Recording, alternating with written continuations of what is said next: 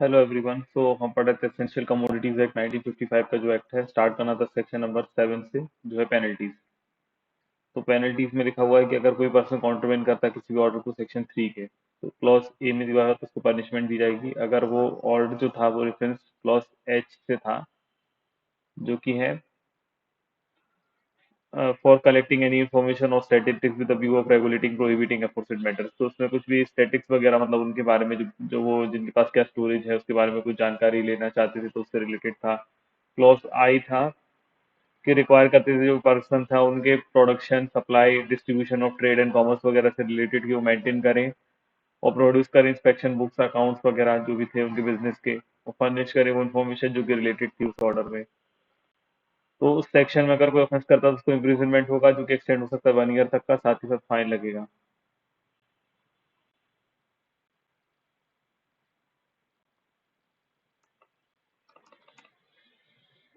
फिर इसका एक क्लॉज में सेकंड पॉइंट है कि अगर कोई अदर कंट्रीवेंशन करता है, मतलब इन एनी अदर ऑर्डर, तो उसमें इम्प्रिजनमेंट उसको दिया जाएगा, जो कि नॉट लेस देन 3 मंथ्स होगा, जो कि एक्सटेंड हो सकता है 7 मंथ, 7 ईयर्स, सॉरी 7 ईयर्स। तो 3 मंथ से लेके 7 ईयर्स तक हो सकता है, और साथ साथ फाइन भी लगेगा। फिर प्रोवाइड दैट में लिखा हुआ है कि कोर्ट अगर एडवोकेट, एनी एडवोकेट और स्पेशल रीजन अगर मेंशन करे तो जजमेंट में इम्पोज कर सकता है सेंटेंस जो कि लेस देन 3 मंथ्स हो सकती है। मतलब यहाँ देखिए 3 मंथ्स तो देना था मिनिमम, 3 मंथ से भी कम अगर कोर्ट स्पेशल रीजन लिख के देना चाहे तो दे सकती है। और जो प्रॉपर्टी जिसके रिस्पेक्ट में उसने वो ऑर्डर पास किया है, मतलब जो प्रॉपर्टी के रिस्पेक्ट में वहां पे ऑर्डर पास किया गया है, has contravened shall forfeited to government, तो उसको फॉरफिट कर लिया जाएगा, जब्त कर लिया जाएगा, जो प्रॉपर्टी जिसके रिस्पेक्ट में उसने ऑर्डर पास किया गया था और उसने वो कॉन्ट्रवेंट किया है।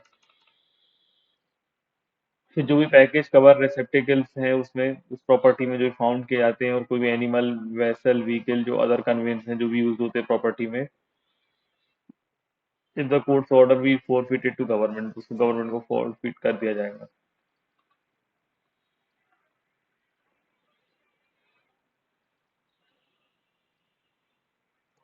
फिर सबसेक्शन 2 है इसमें कि if any person whom direction has been given under clause B of subsection 4 of section 3, क्या है ये देख लेते हैं। तो ये है कि जो भी अथॉराइज कंट्रोलर था उसको एक्सरसाइज करना, तो function according with instruction and given by, जो कि सेंट्रल गवर्नमेंट ने इंस्ट्रक्शन उनको दिए थे। जैसा कि सेंट्रल गवर्नमेंट के पास पावर थी डायरेक्शन देने की, जो कि इनकंसिस्टेंट नहीं थे किसी भी एनेक्टमेंट और कोई सी प्रोविजन जो भी इंस्ट्रूमेंट में लिखा था उस तरीके को उनको मानना थे। जो पर्सन इंचार्ज मैनेजमेंट था अंडरटेकिंग वगैरह का, उसको ऑर्डर में जो कुछ दिया गया था वो उसको परफॉर्म करना था, और उसी डायरेक्शन के अकॉर्डिंग काम करना था जो कि कंट्रोलर ने दिए थे मैनेजमेंट वगैरह में। तो अगर वो ये नहीं करता, फेल्स कर देता है कंप्लाई करने में, तो उसको पनिशमेंट कितनी होगी, तो नॉट लेस देन 3 मंथ्स होगी, जो कि 7 ईयर्स तक जा सकती है। एंड साथ ही साथ ऑल्सो लाइबल टू फाइन होगा। फिर लिखा हुआ है वैसे ही कि कोर्ट यहाँ पे एडवोकेट स्पेशल रीजन लिख के मेंशन करके जजमेंट में इम्पोज कर सकती है सेंटेंस इम्प्रिजनमेंट, जो कि लेस देन 3 मंथ्स होगा। फिर लिखा हुआ है any person contravenes any order offence, मतलब किसी पर्सन कन्विक्ट किया गया किसी ऑफेंस में, जो कि क्लॉज सब क्लॉज सेकंड की है, मतलब, और of clause A of section 1, मतलब ये वाली 1 के क्लॉज सेकंड, मतलब सब इसके 1 के क्लॉज ए के सेकंड वाले में जो भी था ना यहाँ पे इम्प्रिजनमेंट, जिसमें 3 से लेके 7 ईयर्स तक हो सकता है, 3 मंथ से लेके 7 ईयर्स तक, मतलब।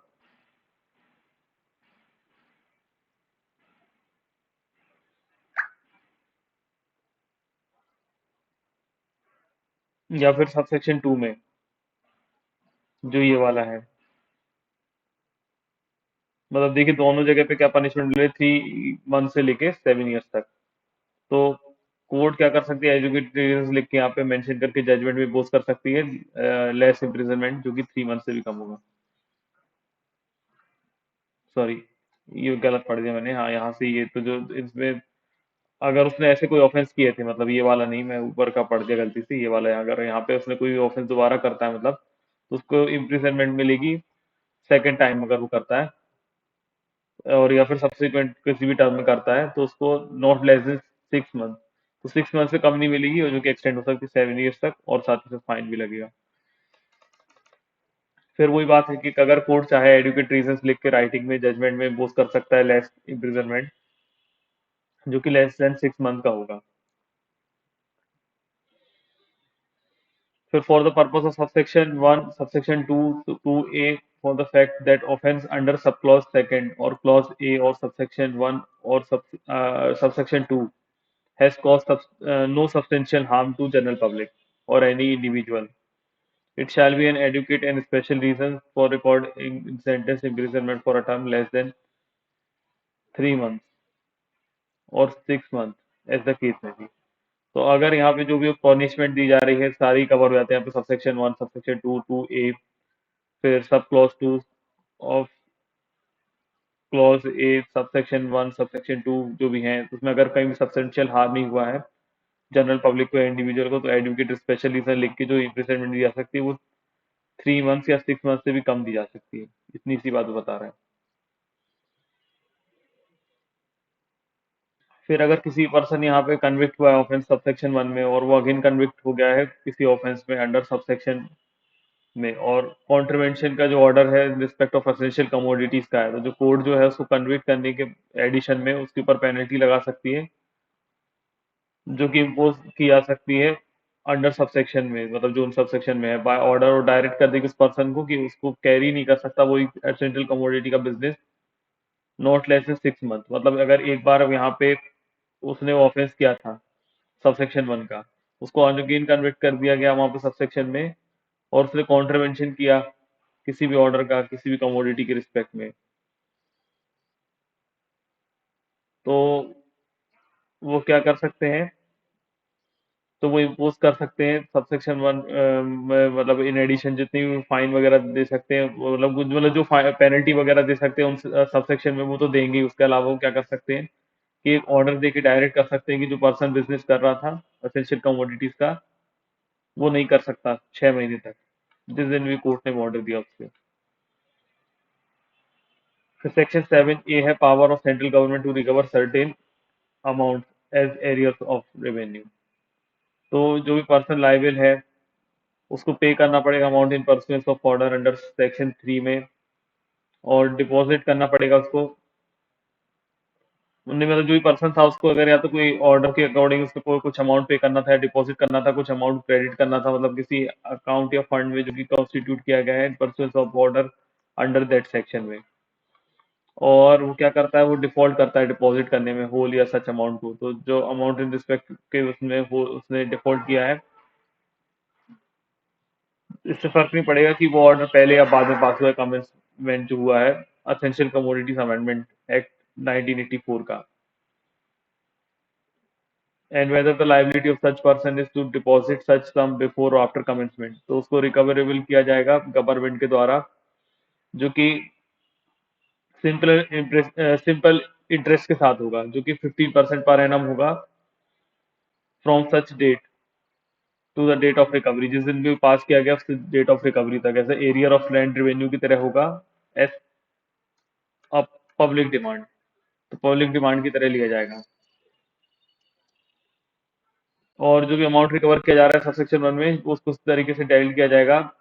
जैसे कि ऑर्डर में लाइबिलिटी टू पे और डिपॉजिट के लिए बोला जाएगा। फिर not standing anything content in any other law, से फर्क नहीं पड़ेगा किसी अदर लॉ में क्या लिखा हुआ है,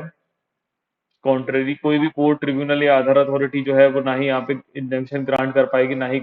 कोई ऑर्डर प्रोहिबिट या रिस्ट्रेन कर पाएगी गवर्नमेंट को रिकवर करने से वो amount as a arrear of land revenue और public demand in pursuance of provision of subsection 1। तो मतलब कोई भी कोर्ट वगैरह की यहाँ पे जुरिडिक्शन नहीं होगी, कोर्ट वगैरह इसमें कुछ भी तरीके से ट्रिब्यूनल वगैरह कोई अदर अथॉरिटी यहाँ पे इंजंक्शन नहीं इशू कर पाएगी गवर्नमेंट को, जिसमें वो गवर्नमेंट को रोक सके या प्रोहिबिट कर सके as a arrear of land revenue वगैरह रिकवर करने से। लेकिन लिखा हुआ है कि इफ एनी ऑर्डर, अगर कोई ऑर्डर है जिसके परसुएंस में वो अमाउंट रिकवर किया जा रहा था गवर्नमेंट के द्वारा as arrears of land revenue या on public demand under subsection, और वो डिक्लेयर कर दिया गया यहाँ पे कॉम्पिटेंट कोर्ट के द्वारा after giving to the government and reasonable opportunity of being heard, कि गवर्नमेंट को एक रीजनेबल अपॉर्चुनिटी दी जाती है और उसके बाद फिर वो इनवैलिड डिक्लेयर किया गया,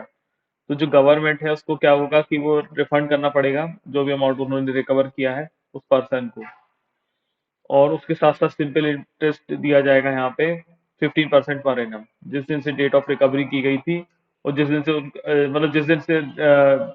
डेट ऑफ रिकवरी की गई थी उस दिन के बाद से जिस दिन तक वो रिफंड करते हैं उस पे 15% का इंटरेस्ट देंगे। फिर लिखा है for the purpose of this section government का मतलब है by which concern order under section 3 was made, जिसने गवर्नमेंट का मतलब है जिनके द्वारा यहाँ पे सेक्शन 3 का ऑर्डर मेड किया गया है,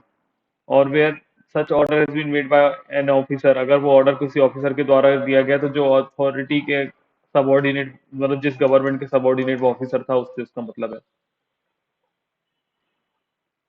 फिर सेक्शन नंबर 8 है अटेम्प्ट एंड अबेटमेंट, तो कोई पर्सन अगर अटेम्प्ट करता है कॉन्ट्रीवेंट करने का या अटेम्प्ट करता है कॉन्ट्रीवेंशन करने का किसी भी ऑर्डर जो भी मेड किया गया सेक्शन 3 में, तो उसको डीम्ड कॉन्ट्रीवेंट मानेंगे ऑर्डर करने का, मतलब यही समझा जाए कि उसी ने किया है, मतलब अगर कोई अटेम्प्ट या अबेटमेंट भी करता है तो उसको भी यहाँ पे डीम्ड कॉन्ट्रीवेंट मानेंगे। सेक्शन नंबर 9 है फॉल्स स्टेटमेंट, तो कोई भी पर्सन जो जिसको रिक्वायर किया गया है यहाँ पे ऑर्डर जो भी मेड किया गया है अंडर सेक्शन 3 में, or to make any statement of furnish any information, जिस भी पर्सन से यहाँ पे सेक्शन 3 का जब ऑर्डर पास किया गया था उसके बाद उससे कोई स्टेटमेंट या कोई फर्निश करने के लिए बोला गया था कोई इन्फॉर्मेशन, और वो मेक्स करता है कोई भी स्टेटमेंट और फर्निश करता है कोई भी इन्फॉर्मेशन जो कि फॉल्स थी इन एनी मटेरियल पर्टिकुलर में, या उसके पास रीजन टू बिलीव था कि ये फॉल्स होगा, या उसको पता था कि ये उसके पास ये मतलब कारण था पता होने का कि मतलब उसको पता था कि ये फॉल्स होगी, मतलब ये ट्रू नहीं है, तो ऐसा मान लिया जाएगा।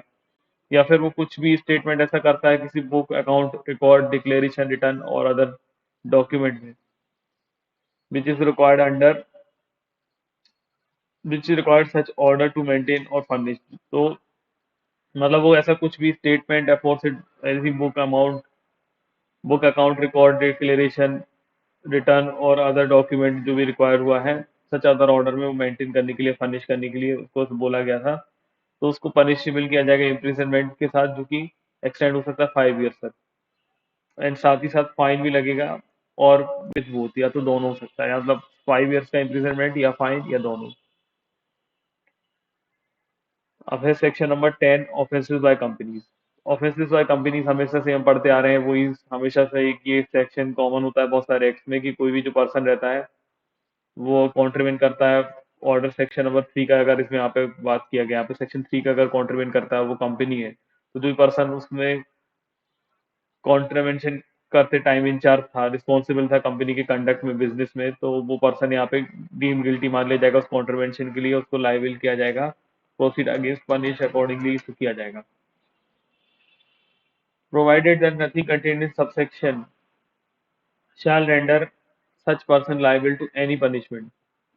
लेकिन वो पर्सन को यहाँ पे किसी भी सब सेक्शन में तब लाइबल नहीं किया जाएगा जब अगर वो पनिशमेंट जो है अगर उतने टाइम वो प्रूव कर दे जब उसको पनिशमेंट दी जा रही है कि जो कुछ भी यहाँ पे हुआ वो उसके विदाउट नॉलेज में और उसने अपनी ड्यू डिलिजेंस यहाँ पे एक्सरसाइज की थी इसको प्रिवेंट करने के लिए। फिर सबसेक्शन 2 है not withstanding anything contained in subsection 1 where an offence under this act has been committed by a company and it is proved that the offence has been committed by the consent and connivance or attributable to any neglect by any part of any director manager secretary, तो अगर यहाँ पे इससे फर्क नहीं पड़ता sub section 1 में क्या लिखा होगा, अगर कोई भी एक्ट जो कमिट किया गया कंपनी के द्वारा प्रूव हो जाए, कमिट किया गया कंसेंट एंड कनाइवेंस वगैरह के through, attributable neglect director secretary वगैरह के थ्रू, तो जो डायरेक्टर मैनेजर सेक्रेटरी या अदर ऑफिसर होंगे उनको डीम गिल्टी मान लिया जाएगा उस ऑफेंस के लिए, उनको लाइबल किया जाएगा प्रोसिक्यूट करने के लिए अकॉर्डिंगली, प्रोसीड करने के लिए मतलब। फिर कंपनी का मतलब होता है यहाँ पे कोई भी body corporation firm other association of individual भी आ जाती है, डायरेक्टर का मतलब होता है कोई भी फर्म या पार्टनर ऑफ फर्म, मतलब अगर किसी फर्म की बात करें तो पार्टनर ऑफ फर्म और डायरेक्टर कहलाएगा। फिर सेक्शन नंबर 10 ए है ऑफेंस टू बी कॉग्निजेबल, तो not standing anything content in the CrPC, से नहीं पड़ता सीआरपीसी में क्या लिखा हुआ है, जो भी ऑफेंस होगी यहाँ पे पनिशेबल वो शैल बी कॉग्निजेबल होगी, मतलब पुलिस ऑफिसर डायरेक्टली अरेस्ट कर पाएगा, डायरेक्टली इन्वेस्टिगेशन कर पाएगा ऑफेंसेस की। फिर सेक्शन नंबर 10 भी है power of court to publish name place of business etcetera of companies contravention under this act. तो जब भी कोई ऑफेंस जो यहाँ पे कंपनी के द्वारा किया था इस एक्ट में, तो जो कॉम्पिटेंट कोर्ट है जिसने कन्विक्ट किया कंपनी को, वो क्या करेगी, जो कंपनी का नेम या प्लेस ऑफ बिजनेस है और जो उसने नेचर ऑफ कॉन्ट्रीवेंशन किया, जिसको कन्विक्ट किया गया है, उस अदर पर्टिकुलर जो भी है, जो भी उनको अप्रोप्रिएट लगते हैं सर्कमस्टेंसेस को, उसको पब्लिश किया जाएगा और at the expense of the company, मतलब जिस कंपनी ने यहाँ पे कॉन्ट्रीवेंशन किया उसी कंपनी के एक्सपेंसेस से पब्लिश कर दिया जाएगा न्यूज़पेपर में, उस मैनर में जैसे कि कोर्ट को ठीक लगे। लेकिन लिखा हुआ है no publication under subsection 1 shall be made, तब तक वो सबसेक्शन 1 की पब्लिकेशन मेड नहीं की जाएगी जब तक period for preparing an appeal against the order has been expired, कि जब तक पीरियड जो है अपील का करने का वो एक्सपायर नहीं हो गया हो, without any appeal having been preferred, या तो वो अपील उस टाइम पीरियड के अंदर प्रेफर नहीं की गई हो, या फिर जो अपील है वो प्रेफर की गई हो तो डिस्पोज ऑफ कर दी गई हो। और जो भी एक्सपेंसेस लगेंगे पब्लिकेशन के सबसेक्शन 1 में, वो रिकवर कैसे किए जाएंगे, as a fine impose by court, जैसे कोर्ट फाइन इम्पोज करती है तो रिकवर करती है, उसी तरीके से किए जाएंगे। फिर एक्सप्लेनेशन में लिखा हुआ है इन दिस सेक्शन कंपनी का मीनिंग क्या है, तो मतलब कंपनी का मीनिंग है assign to it in clause A in the explanation 10 में जो भी इसका मीनिंग बताया हुआ है क्लॉज ए ऑफ एक्सप्लेनेशन 10। फिर सेक्शन नंबर 10 सी है presumption of culpable mental state, तो कोई भी prosecution, if any prosecution any offence under this act requires culpable mental state, तो यहाँ पे कोई भी प्रोसिक्यूशन हो रहा है यहाँ पे किसी ऑफेंस का जिसमें कल्पेबल मेंटल स्टेट, मतलब यहाँ पे ऐसा प्रूफ करना पड़ता है कि उसका मेंस्ट्रिया था, गिल्टी माइंड था, तो किसी पार्ट ऑफ एक्यूज की, तो जो कोर्ट है वो प्रिज्यूम करके चलेगी, कोर्ट शैल प्रिज्यूम लिखा है कि existence of culpable mental state, तो कोर्ट ही प्रिज्यूम करके चलेगी कि हाँ उस पर्टिकुलर पर्सन का कल्पेबल मेंटल स्टेट था। लेकिन ये हमेशा डिफेंस में एक्यूज के लिए ओपन रहेगा कि अगर वो प्रूफ करना चाहे कि फैक्ट कि उसका कोई कल्पेबल मेंटल स्टेट नहीं था, तो प्रूफ कर सकता है as an offence in that prosecution.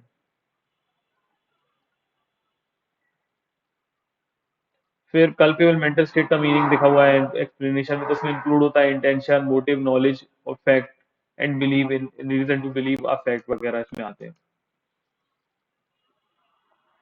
फिर लिखा हुआ for the purpose of this section a fact is said to be proved only when the court believes to be beyond reasonable doubt, तो यहाँ पे जो भी फैक्ट पर्पस इस section के लिए जो भी फैक्ट है उनको प्रूव तब माना जाएगा जब यहाँ पे कोर्ट बिलीव कर ले कि beyond reasonable doubt and not merely the existence is established by preponderance of probability. तो यहाँ पे जो भी है कोर्ट जब इसको कल्पेबल मेंटल स्टेट नहीं था तब कब मानेगी, जब वो यहाँ पे प्रूव करेगा बियॉन्ड रीजनेबल डाउट, और उसके बाद एस्टेब्लिश करके सिर्फ इतना कि प्रिपोर्टेंस ऑफ प्रोबेबिलिटी यहाँ पे काम नहीं चलेगा। अब है सेक्शन नंबर 11 जो है कॉग्निजेंस ऑफ ऑफेंस, तो कोई भी court, no court shall take cognizance of an offence, कोई भी कोर्ट यहाँ पे कॉग्निजेंस ले लेगी ऑफेंस जो भी पनिशेबल है इस एक्ट में, जब तक कि उसको रिपोर्ट राइटिंग में नहीं मिल जाती जो कि फैक्ट कंस्टिट्यूट करते हैं किसी ऑफेंस को, बाय पर्सन जो कि पब्लिक सर्वेंट है, मतलब पब्लिक सर्वेंट को यहाँ पे एक राइटिंग में कॉन्स्टिट्यूट करना पड़ेगा फैक्ट कि ऑफेंस यहाँ पे हुआ है, जो कि पब्लिक सर्वेंट वही होगा with in the meaning of section 21 of IPC, और एनी अदर पर्सन जो कि इंगेज्ड है, मतलब जो भी एग्रीड है रिकॉग्नाइज कंज्यूमर एसोसिएशन से। इससे फर्क नहीं पड़ता कि जो पर्सन है वो मेंबर है उस एसोसिएशन का या नहीं, मतलब या तो वो पब्लिक सर्वेंट को कंप्लेन करना पड़ेगा या फिर एनी पर्सन जो कि एग्रीड है और रिकॉग्नाइज कंज्यूमर एसोसिएशन है। अब कंज्यूमर एसोसिएशन से होना चाहिए लेकिन उसका मेंबर है ऐसा जरूर नहीं होगा। फिर एक्सप्लेनेशन में लिखा for the purpose of this section section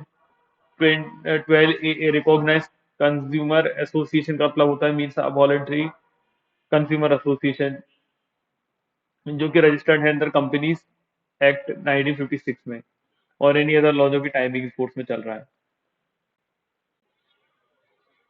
section number 12 है स्पेशल प्रोविजंस रिगार्डिंग फाइन, तो not standing anything contained in section 29, तो इससे फर्क नहीं पड़ता सेक्शन 29 में क्या लिखा हुआ है सीआरपीसी के, जो ये लॉफुल होगा यहाँ पे मेट्रोपॉलिटन मजिस्ट्रेट या जुडिशियल मजिस्ट्रेट के लिए, जो कि स्पेशली एम्पावर्ड है स्टेट गवर्नमेंट के द्वारा, मतलब सेक्शन 29 में बताया हुआ है ना कि कितनी पनिशमेंट है, कितना फाइन मजिस्ट्रेट दे सकता है, तो फाइन जो रहता है जुडिशियल मजिस्ट्रेट फर्स्ट क्लास को वो 5,000 रुपीज तक दे सकता है आई थिंक। तो यहाँ पे वो इस बारे में पास कर सकता है sentence exceeding 5,000 rupees on the person convicted in contraband any order, जो कि अंडर सेक्शन 3 में है। तो यहाँ पे वो पास कर सकता है कोई भी sentence of fine exceeding 5,000 rupees भी होगा तो भी चलेगा। एनी पर्सन जिसको भी यहाँ पे कॉन्ट्रवेंशन किया, जिसने यहाँ पे कॉन्ट्रवेंशन किया किसी order number 3, order under section 3 का मतलब। सेक्शन नंबर 12 ए है पावर टू ट्राई समरीली। तो जहाँ पे जो भी सेंट्रल गवर्नमेंट है, अगर उनका ओपिनियन है कि यहाँ पे जो सिचुएशन है ऐसी अराइज हुई है कि जो interest of production supply distribution है किसी भी एसेंशियल कमोडिटी का, जो कि नॉट बीइंग एसेंशियल कमोडिटी, जो कि रेफर की गई है clause A of sub section 2 में, उसको छोड़ के, और उसका कोई ट्रेड एंड कॉमर्स कर रहा है, अदर रिलेवेंट कंसिडरेशन कर रहा है, तो अगर उनको ये नेसेसरी लगता है कि जो भी कॉन्ट्रवेंशन हुआ है ऑर्डर सेक्शन 3 का in relation to such essential commodity, तो उसको ट्राई किया जाएगा समरीली। और जो सेंट्रल गवर्नमेंट है वो नोटिफिकेशन इशू करके ऑफिशियल गैजेट में स्पेसिफाई कर सकती है ऑर्डर में,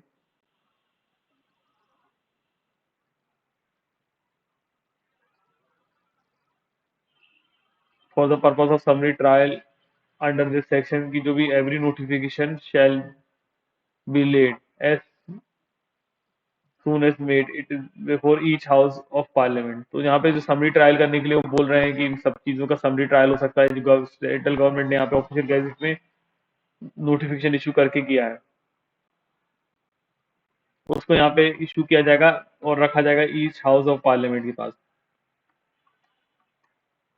फिर प्रोवाइड दैट में लिखा हुआ every such notification issued after the commencement of essential commodities act, और जो भी यहाँ पे नोटिफिकेशन इशू हुआ है after essential commodities amendment act 1971 का, अनलेस सूनर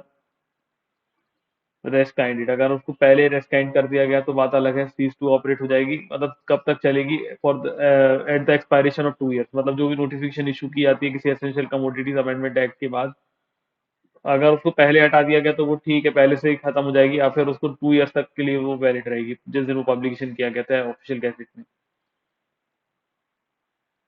और जो नोटिफिकेशन इमीडिएटली बिफोर चल रही थी यहाँ पे कमेंसमेंट होने के पहले, उनको अगर पहले अगर डिस्काइंड नहीं किया गया तो सीज टू ऑपरेट हो जाएंगी after expiration of 2 years after such commencement. तो अगर जो इस अमेंडमेंट के आने के पहले से जो नोटिफिकेशन वगैरह इशू की गई थी, तो ये एक्ट का अमेंडमेंट आने के 2 साल तक ही वो चलेंगी, इतना बात बता रहा है।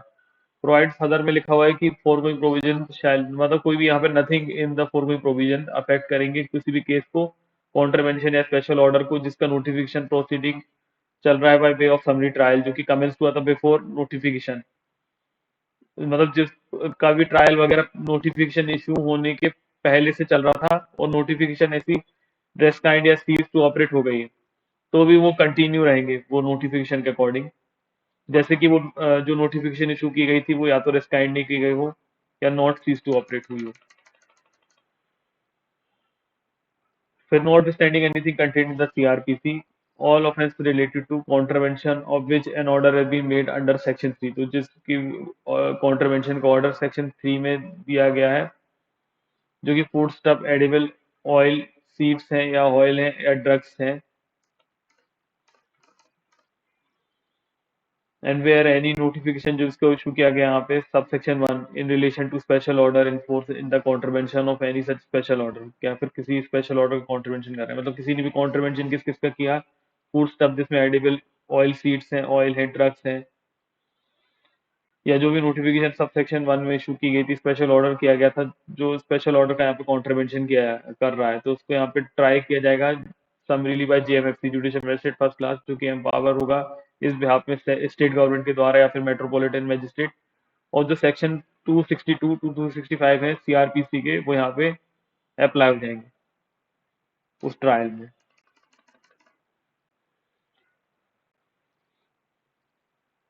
फिर जो भी यहाँ पे कॉन्ट्रवेंशन कर रहा है समरी ट्रायल उसका हुआ तो ये लॉफुल होगा मैजिस्ट्रेट के लिए कि मैजिस्ट्रेट यहाँ पे इम्प्रिजनमेंट दे पाएंगे किसी टर्म के लिए जो कि 1 साल से ज्यादा की नहीं होगी, मतलब 1 साल तक का इम्प्रिजनमेंट दे पाएंगे जिसका समरी ट्रायल किया गया। प्रोवाइडेड फर्दर में लिखा हुआ है व्हेन एट द कमेंसमेंट और in the course of summary trial under this section, जब भी मैजिस्ट्रेट को ऐसा लगता है कि जो नेचर है उस केस का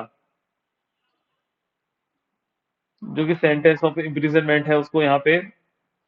1 साल से ज्यादा का देना चाहिए। और अदर रीजन के कारण वो अनडिजायरेबल है यहाँ पे समरीली ट्राई करने के लिए, तो जो मैजिस्ट्रेट है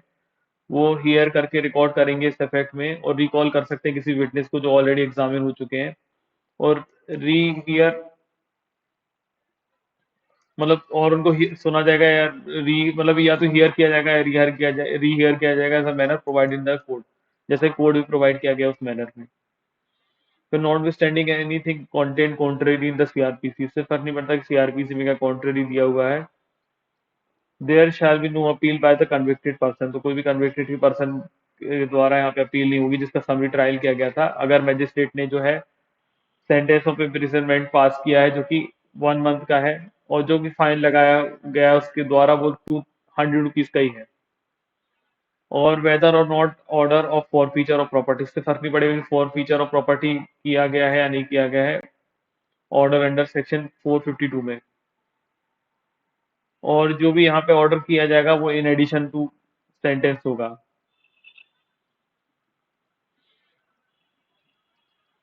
लेकिन यहाँ पे अपील लाई होगी अगर कोई भी सेंटेंस से एक्सेस करती है इस लिमिट से ज्यादा, मतलब 1 महीने या 200 रुपए से ज्यादा का अगर कुछ भी है तो उसकी अपील हो जाएगी। फिर जो भी केस रिलेटेड टू कॉन्ट्रवेंशन है यहाँ पे order of clause A of subsection 2 not being special order जो भी पेंडिंग है यहाँ पे मजिस्ट्रेट के पास immediately before essential commodities amendment के पहले से, और उसके लिए कोई भी नोटिफिकेशन इशू कर दी गई सबसेक्शन 1 में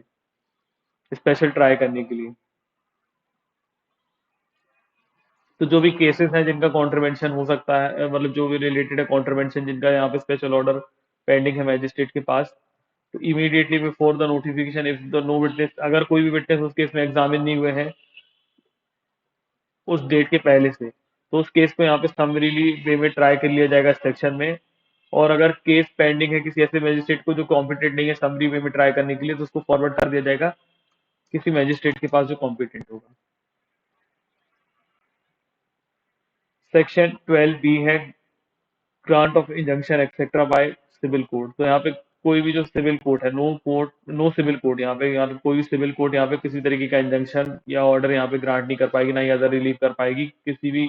अगेंस्ट सेंट्रल गवर्नमेंट के या स्टेट गवर्नमेंट के या किसी पब्लिक ऑफिसर के अगेंस्ट जो भी उसने इस एक्ट के थ्रू डन किया है या वो करने वाला है।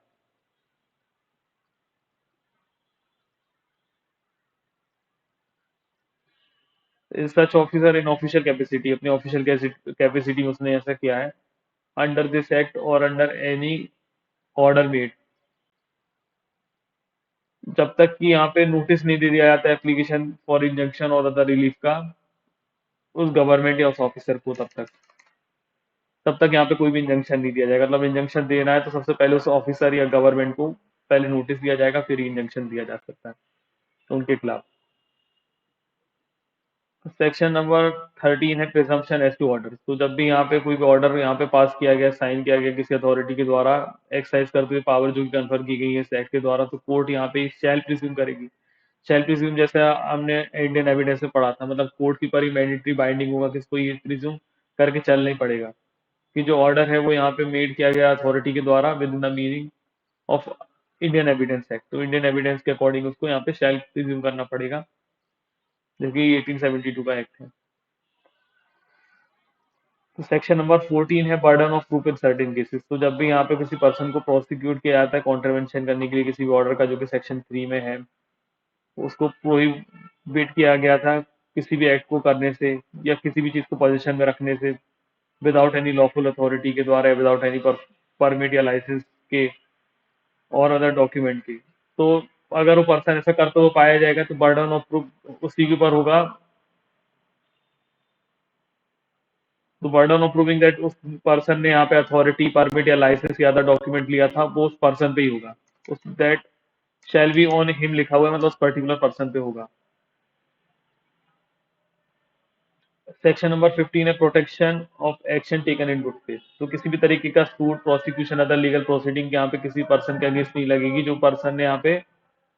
गुड फेथ में किया है या फिर इंटेंडेड टू बी डन है इन pursuance of any other order जो भी मेड किया गया सक्सेशन 3 में। तो यहाँ पे किसी भी तरीके का सूट प्रोसिक्यूशन या अदर लीगल प्रोसीडिंग नहीं लगी किसी पर्सन के द्वारा जिसने गुड फेथ में किया है या वो इंटेंडेड टू बी डन किया है यहाँ पे, जो भी ऑर्डर सेक्शन 3 का पास हुआ था उसके अकॉर्डिंग। और ना ही कोई suit prosecution other legal proceeding किसी गवर्नमेंट के अगेंस्ट लगेगी जो कि डैमेज कॉज किया है या लाइकली टू बी कॉज किया है, जो कि गुड फेथ में किया हुआ है, मतलब गुड फेथ में किया है उन्होंने और इनकी इंटेंशन थी गुड फेथ में काम करने की, जो भी ऑर्डर सेक्शन 3 के अंडर मेड किया उसके अंडर में मतलब। तो सेक्शन 15A है प्रोसिक्यूशन ऑफ पब्लिक सर्वेंट। तो जब भी कोई पब्लिक सर्वेंट यहाँ पे एक्यूज है किसी भी ऑफेंस का जो उसके ऊपर एलिगेशन है कि उसने यहाँ पे कमिट की गई है उसके द्वारा, जब भी वो एक्ट कर रहा था इस एक्ट में, इन डिस्चार्ज जो भी है ड्यूटी परसुएंस ऑफ ऑर्डर जो भी अंडर सेक्शन 3 में दी गई थी, तो कोई भी कोर्ट यहाँ पे कॉग्निजेंस नहीं लेगी जब तक प्रीवियस सेंशन नहीं मिल जाता। अगर वो सेंट्रल गवर्नमेंट का, अगर वो जो पर्सन था वो एम्प्लॉयड था at the time of commission, जो भी उसने ऑफेंस किया है, जो भी एलिज ऑफेंस में उसने किया है, अगर वो अफेयर्स ऑफ यूनियन के थे तो मतलब यूनियन मतलब सेंट्रल गवर्नमेंट की परमिशन लेना पड़ेगी। और बाकी में स्टेट गवर्नमेंट की लेना पड़ेगा, जो पर्सन था वो एम्प्लॉयड था was at the time of commission of eligible offence, जो भी एम्प्लॉयड था वो in connection of affairs of state में था, मतलब अगर वो स्टेट गवर्नमेंट होगा यहाँ पे, in case of person who is employed और हु एज द केस में भी, अगर वो इस टाइम पे मतलब स्टेट गवर्नमेंट का एम्प्लॉय था या connection affairs with the state से थे, तो स्टेट से लेना पड़ेगा सेंशन, सिंपल सी बात है। अब लास्ट सेक्शन है section number 16, repeal and savings. तो फॉलोइंग लॉज जो यहाँ पे रिपील कर दिए गए हैं। सबसे पहला एसेंशियल कमोडिटीज ऑर्डिनेंस था 1955 का, उसको यहाँ पे रिपील कर दिया गया है। और जो भी अदर लॉज थे किसी भी स्टेट में जो कि immediately before commencement of this act जो थे, और जो वो यहाँ पे कोई भी ऐसे लॉज थे जो कि कंट्रोल या ऑथराइज टू कंट्रोल करते थे किसी production supply distribution trade commerce किसी एसेंशियल कमोडिटीज का, उनको रिपील कर दिया गया है। लेकिन लिखा हुआ है नॉट स्टैंडिंग सच रिपील, इससे फर्क नहीं पड़ता कि रिपील होने के बाद भी अगर कोई भी ऑर्डर जो यहाँ पे मेड किया गया था या डीम टू बी मेड था किसी अथॉरिटी के द्वारा किसी अदर लॉ में जो कि रिपील हो चुका है immediately before the commencement of this act, इस एक्ट से पहले, तो जो भी यहाँ पे ऑर्डर वगैरह वहां पे उसमें किया गया था shall deem to be made under this act, और तो उसको ये माना जाएगा कि वो इस एक्ट में किया गया है और उसको कंटिन्यू इन फोर्स माना जाएगा अकॉर्डिंगली। एनी अपॉइंटमेंट जो भी मेड की गई थी, लाइसेंस परमिट ग्रांट वगैरह किया गया था, डायरेक्शन इशू किए गए थे किसी भी ऑर्डर को जो कि immediately before the commencement of this था, तो वो शैल कंटिन्यू हो रहेगा in force until and unless suspend superseded by any appointment made, जब तक कि वो सुपरसीड नहीं कर दिया जाता किसी अपॉइंटमेंट जो भी मेड की जाती है। मतलब यहाँ पे जब तक वो सुपरसीडेड नहीं किया जाता, जो भी लाइसेंस परमिट ग्रांट किया जाता है, डायरेक्शन इशू किया जाता है सेक्टर, तब तक वही कंटिन्यू रहेगा। फिर लिखा हुआ है सबसेक्शन 3 में कि जो प्रोविजन है सबसेक्शन 2 के, वो बिना विदाउट प्रिजुडिस रहेंगे यहाँ पे किसी प्रोविजन जो भी कंटेंट है यहाँ पे section 6 of general clauses act के, and which shall also apply to such repeal, और वो उन रिपील पे भी अप्लाई होंगे जो कि रिपील ऑफ ऑर्डिनेंस और अदर लॉ थे जो कि सबसेक्शन 1 में दिए हुआ है, एज इफ द ऑर्डिनेंस और अदर लॉ जो है had been an in an enactment, मतलब जैसे कि अभी तक वो अदर लॉज या ऑर्डिनेंस भी है वो अभी भी इनेक्टमेंट में ऐसा मान के चलेंगे अगर जनरल क्लॉजेस एक्ट वगैरह का ये सुनहरी बात है। तो आज हमारा ये एसेंशियल कमोडिटीज भी कंप्लीट हो गया है।